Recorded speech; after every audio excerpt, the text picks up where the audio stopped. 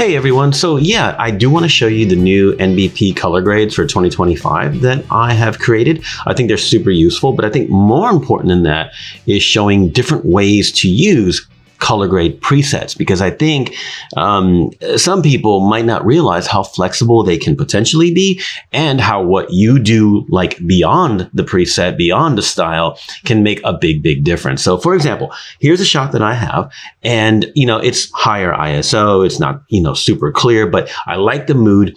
I set a little bit of exposure compensation, a little bit of shadow recovery, maybe some highlight recovery, things of that nature. And I got the white balance in a decent spot. So once I feel like it sort of works, like, okay, I've got it looking pretty nice in my mind. Now, how can I jazz it up? Now, you could do this before you go to Photoshop and edit. You can do it after you go to Photoshop and edit, but still leverage the power of Capture One Styles, right? So here we are. Here's our Styles NBP Color Grades 2025. We have different categories, which they're not super hard and fast. They're just kind of fun. So for example, the chill ones just have a little less intensity, but like Capture One does, you kind of move your cursor over it and you can see how the different grades pop up. Now, crucially, all of these grades are going to pop up in their own layer. So you can demo it real quick and see what it looks like, right? So for example, let's say you like that one, you tap and there it is. Now on the layers, it's here. Immediately, this is the first thing I want to mention, immediately you can change the opacity of it. Decide how much of it you think you may want or not want, right? But don't just decide, I'm going to go ahead and delete this. I'm not going to empty out. Don't just decide that and none of these are working. Oh my God, they're all too colorful or something of that nature. Okay, if they're all too colorful, here's what I recommend. On your image, your base image, right? Maybe take down the saturation, for example. Maybe take it down a lot. There's a -15. Now we go back to our styles and let's go ahead and open up the new saturated ones. Let's see what happens there. Okay, all those are looking kind of neat. The idea of the way I set them up is that they're probably gonna be too strong. But the entire point is to be able to have the general direction that you like. Let's say you think, let me see, find something that catches my eye for this image. Let's see. Oh, there you go. That's like a depth that kind of killed the blues. But I kind of like that. It kind of creates I don't know how to describe it, but I kind of like what's happening there. But I think maybe I'll scale it back. That's the key. You scale it back a bit. There's 58%, and maybe there's your master solution.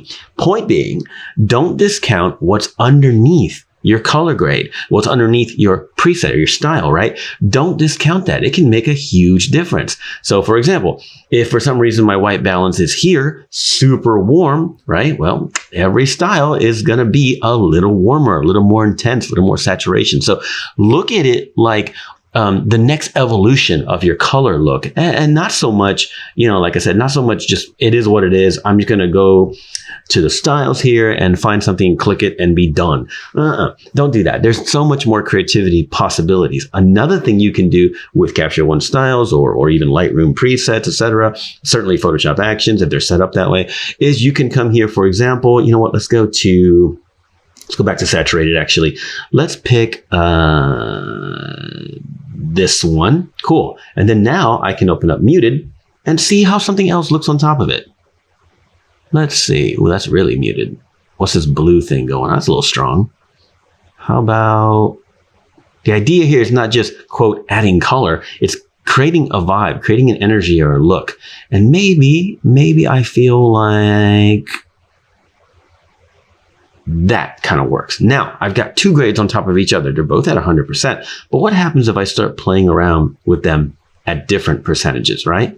You might find the exact look you're hunting for just by playing around with that, right? So yeah, color grades and presets and styles, they're supposed to be for convenience, but I don't encourage you to be basically lazy. I don't encourage you to be lazy. I want you to play around with the setups once they're applied, right? So let's go ahead and keep that, because let's say, for example, crazy. I have this set of crazy. They're 10 crazy ones. And if you look at them, they're all pretty intense. They all do something very intense.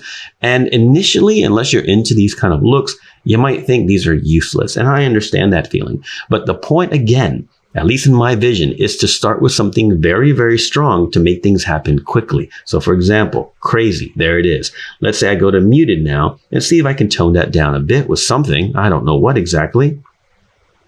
Never know what can find. Let's see.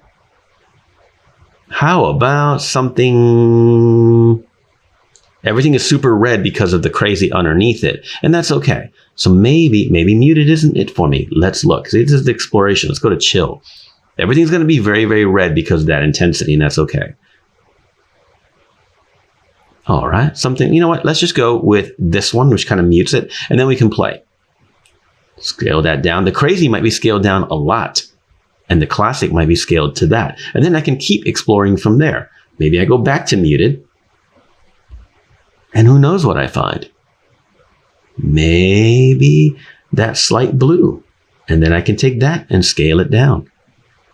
Who knows? 34, 76, and 25%. And I've got to look. If I see what that looks like before, there it is before.